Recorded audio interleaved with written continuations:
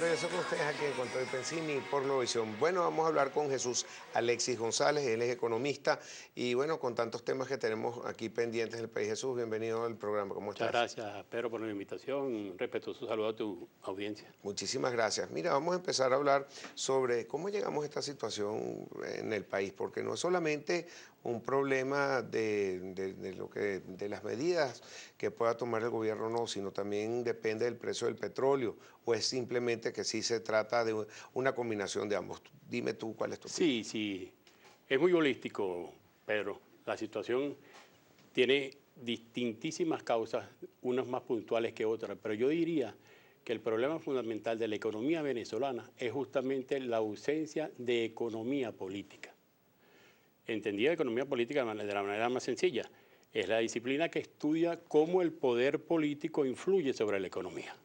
Entonces, si en Venezuela estamos permanentemente ausentes de economía política, en un país donde todos los ingresos los maneja, y mucho más después del 2004, con las modificaciones que se han hecho, que es un país presidencialista, ¿cómo suponer que se puede desarrollar un sector privado cuando quien maneja el poder político, como lo dice la ortodoxia, es quien te afecta para bien o para mal la economía?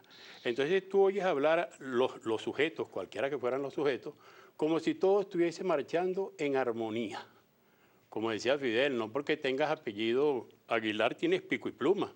No, por Dios. Entonces, todos hablan, ya yo tengo un plan concreto, pero has hablado del efecto que tiene tu plan sobre el proyecto de país que tiene el gobierno. Si no, es una yuxtaposición permanente de realidades. Entonces, decimos, por ejemplo, no, un plan de ajuste para superar el estado de situación actual. Y basta decir esto y esto y esto, que tú has tenido invitados aquí demasiado interesantes y valiosos, que para qué repetirlos. Pero sin duda que la mayoría apunta con enfoques de una u otra manera con los mismos enfoques generalmente. Hay que la unificación cambiaria, que si las tasas, que si hay que recurrir o no a un plan de ajuste, todo lo que ya sabemos o más o menos conocemos. Pero el de a pie, que no le interesa mucho ese tipo, la ortodoxia del tema, lo que siente es que todos los días su dinero no le alcanza para nada, el poder adquisitivo lo está perdiendo.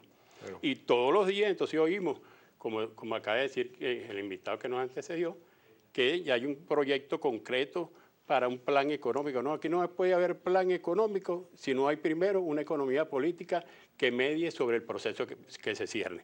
Porque, por ejemplo... Pero entonces, ¿cómo se instaura, se pone una economía política si no es a través de este parlamento, a través de los mecanismos que nosotros conocemos? En la economía política, primero que no tiene que participar únicamente el gobierno como estructura burocrática, ni, por ejemplo, Fedecámara y Comercio. Es cómo afecta a la economía, no cómo afecta a Fedecámara ni cómo afecta a Comercio, cómo afecta en todo caso al consumidor final.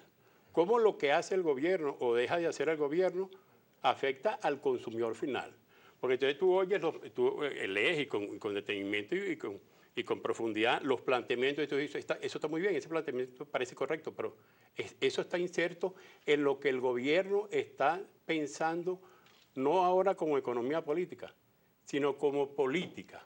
Porque lo que es verdad también es que la economía venezolana la secuestró el gobierno para un proyecto político. Y eso no lo podemos discutir. Yo ni siquiera voy a entrar en el tema de que si el proyecto político es bueno o malo, porque todo proyecto político tiene bondades y maldades. Pero de que la economía está confiscada para un proyecto político, eso no admite ningún tipo de duda. Okay. Entonces, y en ese proyecto, perdón Pedro, y en esa confiscación de la economía para un proyecto político, ese proyecto político pasa por la eliminación del sector privado. Claro, pero sin embargo se necesita ese sector privado que no han podido eliminar y fíjate que para poder importar algún bien o servicio cuesta $4 y aquí cuesta $1 y genera empleo aquí en Venezuela. Esa es una de las quejas principales que ha tenido Fedecámara con la industria, con Comercio y todo lo que están en la empresa privada. Pero te pregunto algo, ¿tienes alguna idea de cómo se puede solucionar a corto plazo todas estas distorsiones que tenemos en la economía? No, a corto plazo sería... me das una gran oportunidad de decir un gran embuste. No, a corto plazo no hay ninguna posibilidad distinta a que el gobierno tendría que revisar su concepción de país. Porque su concepción de país, que pasa por una igualdad de ingresos a través de las misiones y la eliminación del mercado, porque es distorsionador. Entonces, si vas a eliminar el sector privado, ¿cómo tú le vas a decir, entonces vamos a un acuerdo con el gobierno? Si ya me estás diciendo, como decía también Lenin, bueno, estás creando, tú mismo estás fabricando la soga para que yo te ahorque. Estamos con el economista Jesús Alexis González hablando de todos estos temas que nos preocupan, el bolsillo del venezolano. Mira, cada vez que tengo algún entrevistado, tienen distintos escenarios de inflación, tú mismo me lo has dicho. Quería saber cómo ves tú el proceso de inflación venezolano. Ya no es oculto para nadie, porque cuando vamos a comprar un artículo en cualquier parte cuesta distinto en uno que otro, están regulados. Pero ¿cuáles son tus proyecciones de inflación y si tú crees que ya empezamos un proceso de hiperinflación o no? Sí, sin duda alguna. Lo que pasa es que también la inflación es multicausal. Yo te digo que en este momento la inflación está más afectada es por el deseo de no tener bolívares. Entonces, por no querer tener bolívares, presionó sobre una demanda de bienes que no existen. Sin duda que eso genera inflación, eso es hasta elemental. El deseo de no tener bolívares es porque te quieres hacer... Sí, claro, el deseo de cambiar una moneda que ha perdido su valor por una que sí lo mantenga. Por algo que te lo mantenga o que por lo menos te compense el deterioro. Okay. Porque cuando empiezan a cruzar variables sobre la función del dinero de toda la vida ha sido conservar el valor en el tiempo y tu patrimonio.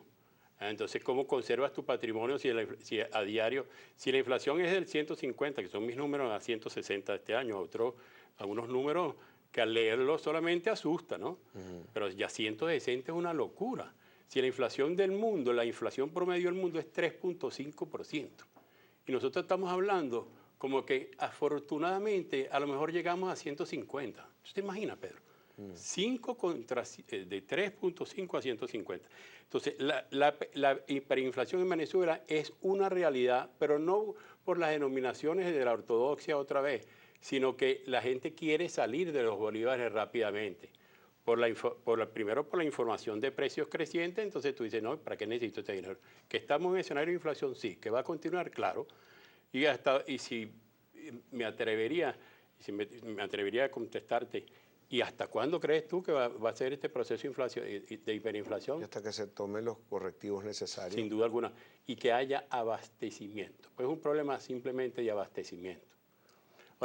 Ahora dice, pero entonces volvemos, sin volver al tema anterior, para no ser reiterativo, pero ahorita quien está importando más el 65, casi el 70%, el sector público, y el sector privado aporta más del 70% en la conformación del Producto Interno Bruto.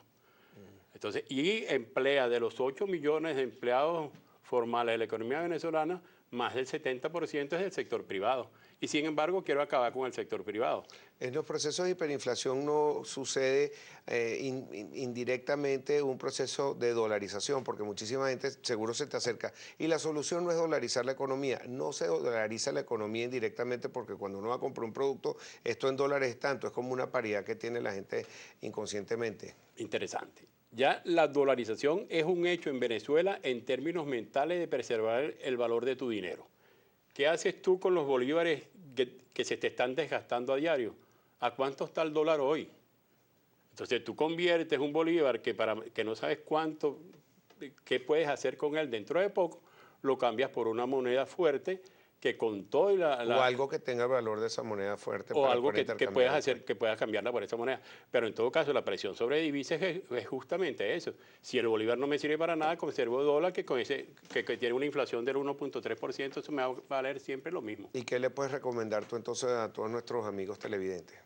Bueno, primero tenemos que exigir el cumplimiento de la Constitución en materia económica, que está muy clara. Si uno se lee la Constitución de Venezuela, aquí lo que hay es un irrespeto total a lo que debe ser la economía venezolana. Si nosotros nos pusiéramos a exigir con fuerza que se nos respeten nuestros derechos constitucionales en materia de economía, aquí no habría más nada que hablar y vendríamos un programa, si nos vuelve a invitar, a hablar de cosas mucho más interesantes que la tragedia económica. Yo creo que nosotros tenemos que ir irreversiblemente, Pedro, a una situación de diálogo de economía política. Porque no hay ninguna otra oportunidad. Aquí no es que pueden haber 1000 planes, 20 planes, que si vamos al Fondo Monetario o no vamos al Fondo Monetario Internacional. De hecho, ir o no al fondo como un hecho tangible, porque ya hemos ido al Fondo Monetario Internacional 3 veces en lo que va en el último año, a retirar fondos que nos corresponden, pero es ir al Fondo Monetario Sí, Internacional. es a través de los derechos especiales de giro, pero ya es pedir un paquete formal. Ya ha cambiado mucho en los últimos más de 20 años que Venezuela se sometió a ese shock treatment o tratamiento de shock. Ha cambiado el Fondo Monetario. Muchísimo. ¿Tú crees que es probable que si recurrimos a él nos ayude a tomar las medidas Claro que correctivas sí. necesarias en la economía? No tengo la menor duda, Pedro. Sin embargo, volvemos a pasar por un problema del enfoque político de la economía. Nosotros, el país, en el año 2004, por decisión del el hoy difunto Chávez, decidió que el Fondo Monetario Internacional y el Banco Mundial no servían para nada, que eso era una presión sobre un país, etcétera, etcétera, etcétera, y nos retiramos del Fondo Monetario Internacional. O sea que Venezuela desde el 2004, o sea, tiene 11 años aproximadamente, que no rinde cuentas, creo que es el artículo 4 del número romano, que establece que todos los países que están en el fondo deben presentar un informe anual sobre la situación del país. Bueno, Venezuela no ha presentado en los últimos 11 años un informe al fondo. Entonces, ¿cómo puede el fondo decirte a ti? Bueno, vamos a ver, te voy a prestar, te voy a facilitar unos recursos para un plan de ajuste. ¿Ajustar qué? Si ni siquiera sé qué es lo que te está pasando. Eso es igual que cuando se dice que el ministro, después de 11 años, el ministro de Finanzas venezolano, después de 10 años, se reunió con los banqueros. Al banquero no le importa para qué utilizas tu dinero, si es un plan populista o no. Es si me puedes pagar o no. Claro, eso es lo importante, que genere flujo de caja para devolverme lo que te presté. Así es. Jesús Alexis González, muchísimas gracias. Gracias por estar con nosotros. Su Twitter es @JesusAlexis2020. Y gracias por traer a tu hija estudiante que te vino a acompañar hoy, que es bachiller, pero ya está encaminándose en la vida a través de la economía, creo. Bueno, a mí